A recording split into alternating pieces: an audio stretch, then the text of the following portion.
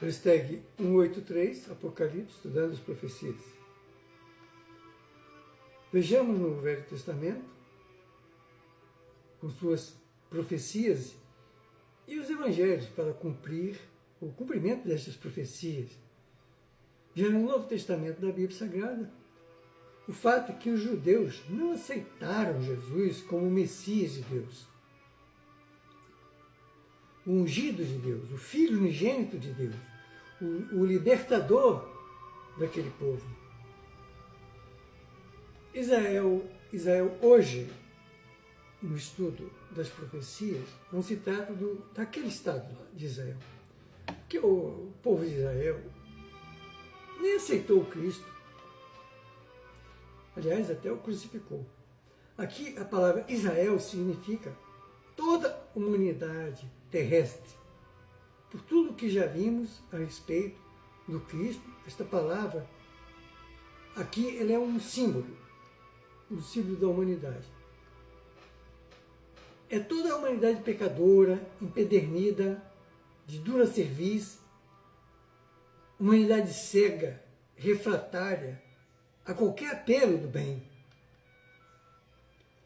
A humanidade de coração duro, mas que vai pouco a pouco se rendendo, vai pouco a pouco se entregando, claro que motivado pelo grande professor, o sofrimento, mas porque precisa se entregar para a sua própria salvação. Por isso diz o profeta Samuel, primeiro livro dele, capítulo 7, versículo 8. Pelo que disseram a Samuel, não cesses de clamar ao Senhor, nosso Deus, por nós, para que nos livre das mãos dos filisteus.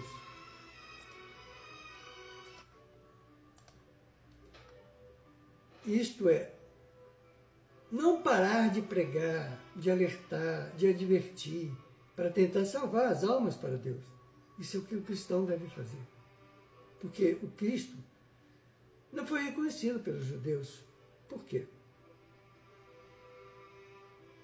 Em vista de todos esses textos e fatos que identificam, sem sombra de dúvida, que Jesus é esse Messias esperado pelos judeus, por que não foi reconhecido pela nação de Israel, especialmente pelos líderes religiosos da nação judaica? É importante mencionar que isto não deve surpreender a qualquer judeu que conheça bem a história do seu povo, porque as próprias escrituras hebraicas, principalmente na parte de Moisés, e está lá, afirmam em Êxodo, capítulo 32, versículo 9, disse mais o Senhor a Moisés, tenho observado este povo, e eis que é povo de dura cerviz. No outro livro, em Deuteronômio, também de Moisés, no Pentateuco, capítulo 6, versículo 2, ele fala, para que temas ao Senhor, teu Deus, e guardes todos os seus estatutos e mandamentos, que eu te ordeno, tu e teu filho, e o filho do teu filho, todos os dias da tua vida, e para que se prolongue os seus dias. E no seu segundo livro, de Crônicas, capítulo 30, versículo 7 e 8, não é o livro de Moisés, Crônicas é de outro autor. Eu cometi um equívoco. No segundo livro de Crônicas, capítulo 30, versículo 7 e 8. Abre aspas, não sejais como vossos pais e vossos irmãos, que foram infiéis para com o Senhor Deus, Deus de seus pais, de modo que os entregou à desolação como vedes. Não endureçais agora a vossa cerviz, como fizeram vossos pais, mas submetei-vos ao Senhor e entrai no seu santuário, que ele santificou para sempre, e servi ao Senhor vosso Deus, para que o ardor da sua ira se desvie de vós. Fecha aspas. E em uma infinidade de outros textos, provando que o próprio Deus considerava o povo judeu um povo de dura serviço.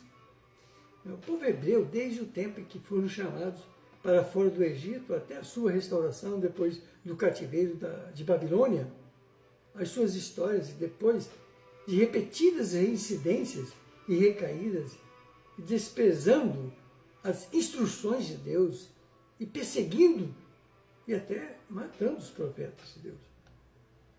E onde é que está isso na Bíblia? No Velho Testamento, segundo livro de Crônicas, capítulo 36, versículo 15 a 16. Bom, o livro de Crônicas, ele por alguns, é aceito que foi escrito por um sacerdote chamado Esdras, mas não é um consenso comum. Então lá, no capítulo 36, segundo livro de Crônicas, versículo 15 e 16, está lá. E o Senhor, Deus de seus pais, falou-lhe persistentemente por intermédio dos seus mensageiros, porque se compadeceu do seu povo e da sua habitação. Eles, porém, zombaram dos mensageiros de Deus, desprezando as suas palavras e ridicularizando os seus profetas, até que o furor do Senhor subiu tanto contra o seu povo, que mais nenhum remédio houve. Tendo assim abusado dos profetas, do dono da vinha, que são aqueles servos da vinha, citados por Jesus, né? E o dono da vinha era o próprio Deus. Não era de admitir que eles matassem o próprio Filho de Deus, assim como Jesus mostrou nessa parábola dos administradores da vinha, está lá no Evangelho de Jesus, segundo Mateus, capítulo 21, versículo 33 a 46. Eu vou ler aqui porque é interessante. Então está lá. Ouvi ainda outra parábola. Havia um homem proprietário que plantou uma vinha, cercou-a com sebe, cavou nela um lagar e edificou uma torre. Depois arrendou-a a uns lavradores e assentou-se no país. Enquanto chegou o tempo dos frutos, enviou os seus servos, os lavradores, para receber os seus frutos. E os lavradores, apoderando-se dos servos, espancaram um, mataram o outro, e o outro apedrejaram. Depois enviou ainda outros servos, em maior número do que os primeiros, e fizeram-lhe o mesmo. Isso aqui é uma parábola de Jesus, hein? Por último, enviou-lhe o seu filho, dizendo: a meu filho terão respeito.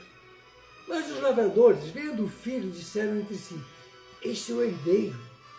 Vinde, matemo-lo e apoderemo-nos da sua herança. E agarrando-o, lançou-o fora da vinha e o mataram. Quando, pois, vier o senhor da vinha, que fará aqueles lavradores? Isso é Jesus perguntando na parábola, né? Respondeu-lhe: fará perecer miseravelmente a esses maus e arrendará a vinha a outros lavradores, que a seu tempo lhe entreguem os frutos.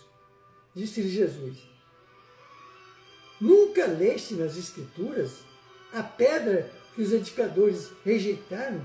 Essa foi posta como pedra angular pelo Senhor.